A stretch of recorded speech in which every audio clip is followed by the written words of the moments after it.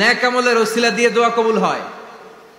আপনার জীবনে যদি কোনো নেক আমল থেকে থাকে, যে নেক আমলগুলো আপনি আল্লাহর সন্তুষ্টির জন্য করেছেন, আমি আজকের মাহফিল আল্লাহর নামে একটা কসম কেটে বলে যাই, ওয়াল্লাহি আল্লাহর কসম করে আমি আপনাদের বলছি, আপনার জীবনের এমন কোন নেক আমল যদি থাকে যে আমলটা শুধুমাত্র কেবলমাত্র আপনি আল্লাহকে খুশি করার জন্য করেছিলেন, ওই নেক আমলের ওসিলা দিয়ে দোয়া করতে দেরি হবে, দোয়া কবুল হতে দেরি হবে।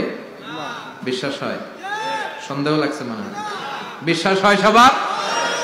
নেক আমলের ওসিলা, ওই নেক আমলটা শুধুই হয়েছে কার জন্য?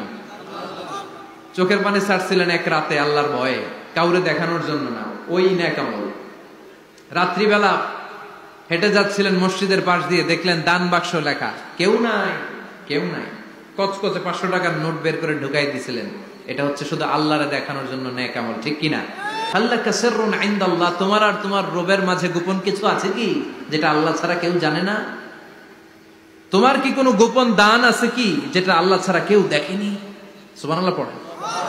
এমন কোন আমল যে আমলটা আপনি করেছিলেন শুধু আল্লাহর খুশির জন্য, ওই আমলের ওসিলা দিয়ে দোয়া করলে কবুল করবে কে?